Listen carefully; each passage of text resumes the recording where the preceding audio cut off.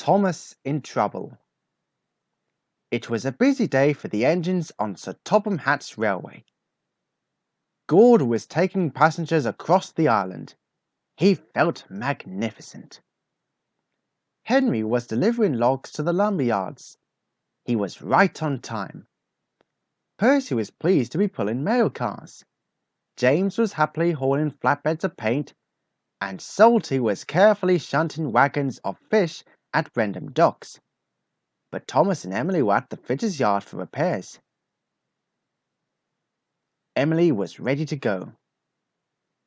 She whistled. Tooted Thomas. Then James puffed in to deliver his paint. He laughed. Huffed Thomas. Snorted James. That made Thomas cross. Sir Topham Hatt arrived. Boomed Sir Topham Hatt. Puffed Thomas excitedly. Said Sir Topham Hatt. Thomas didn't want anyone else to collect the school choir. Carrying children was his favourite job, so Thomas decided he would leave before his final inspection. He puffed, and Thomas chuffed away to pick up Annie and Clarabel. Thomas was puffing up the line. He began to make strange noises. Annie and Clarabel knew something was wrong. "Something's wrong! Clackety-clong, clackety-clong, something's wrong!" But Thomas wasn't listening. The school choir cheered when they saw Thomas. Shoved Thomas cheerfully as he clankety-clonged into Knapford Station. Wished Emily. Emily saw it was Thomas. Asked Emily. This made Thomas cross.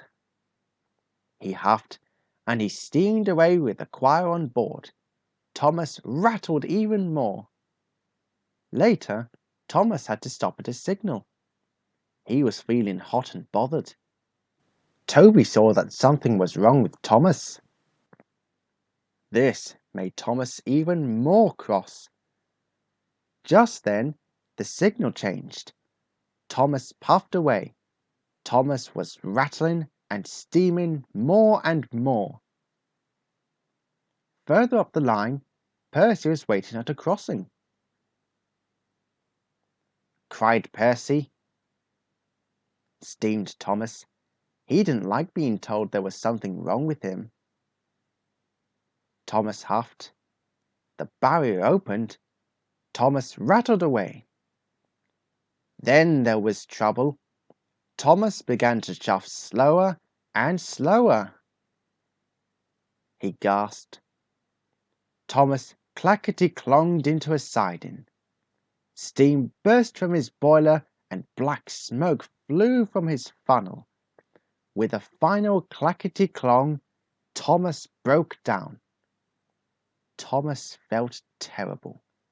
The school choir began to sing to pass the time. Thomas wailed sadly. Thomas was upset. Just then, Gordon puffed around the bend. Groaned Thomas. Steamed Gordon. Cried Thomas.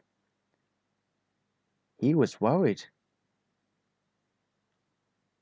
Then Thomas heard a whistle. It was James.